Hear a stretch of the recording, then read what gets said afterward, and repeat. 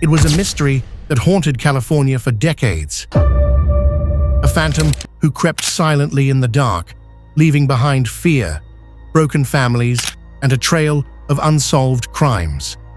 The newspapers called him many names: the East Area Rapist, the original Night Stalker, and finally, the Golden State Killer. For over 40 years, he remained hidden, his identity unknown, his terror unmatched. But who was this man that turned dreams into nightmares, homes into hunting grounds, and silence into screams? Today, we dive deep into the story of Joseph James DeAngelo, the former cop who lived a double life, a family man by day and a sadistic predator by night. It all began in the quiet suburbs of Sacramento in 1974. At first, the break-ins seemed random: a window shattered, a sliding door forced open, missing valuables. But soon, the pattern grew darker. The intruder wasn't after money. He was after control, fear, and domination. He stalked neighborhoods, sometimes for days, studying the routines of families. Dogs would bark at night, strange phone calls were made, and then, one night, the nightmare arrived. Women woke up with a flashlight blinding their eyes, a masked man pointing a gun, whispering chilling commands. By 1976, the assaults escalated.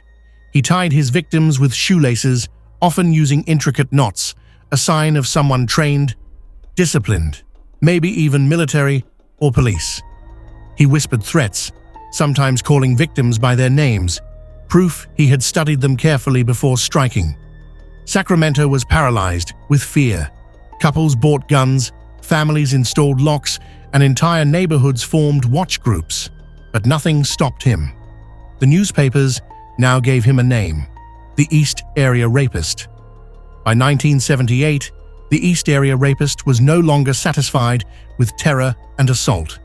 His crimes escalated into something far darker: murder. The first couple killed was Brian and Katie Maggiore in Rancho Cordova. They were out for an evening walk with their dog when they crossed paths with the predator. Shots rang out, and the young couple fell, becoming the first known murder victims of a man whose hunger for violence was spiraling. Soon after, a new name appeared in the headlines: the original Night Stalker. He broke into homes in Southern California, Santa Barbara, Ventura, Irvine. This time, he wasn't just targeting women, he was targeting couples. Husbands were tied up, helpless, forced to listen as their wives were brutalized, before the killer returned to end their lives. The MO was chillingly consistent: entry through sliding glass doors or windows, victims bound with shoelaces, plates stacked on the husband's back. If they moved, she would die. Taunts and whispers that sent shivers down spines. Detectives saw the signature in every scene. They knew it was the same man, evolving from rapist to serial killer. By the early 80s, at least 12 murders and more than 50 assaults were linked to this faceless phantom. California was drowning in fear.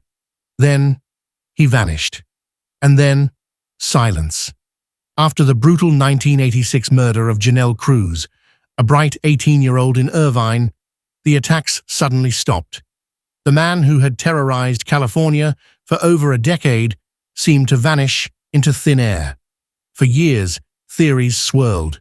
Had he died, been imprisoned for another crime, or simply chosen to stop? Detectives retired without answers, and the case grew colder with each passing year. But survivors never forgot. The sound of a creaking floorboard, the ring of a late-night phone call, the memory of his whisper, these haunted them for decades. By the 1990s, advances in DNA technology breathed new life into the case. Investigators realized the East Area Rapist and the original Night Stalker were the same man, the Golden State Killer. Still, his name and face remained hidden. Then, in 2016, a breakthrough.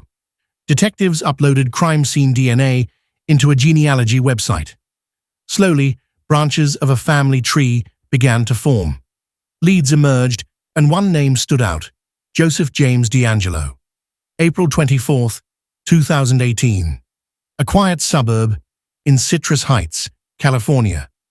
After 4 decades of fear, detectives finally surrounded a modest home.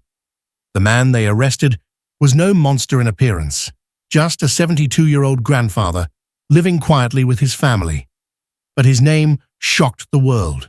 Joseph James DeAngelo, a former Navy veteran, a former police officer. The man sworn to protect had spent years hunting innocents in the dark.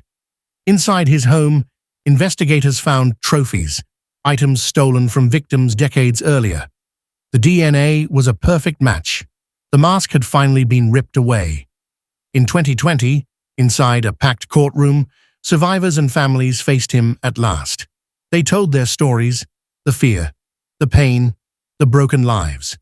Some spoke through tears, others through rage. DeAngelo sat in a wheelchair, silent, head bowed. At the end, he whispered only 2 words. "I admit." He was sentenced to 11 life terms without parole, ensuring he would die behind bars.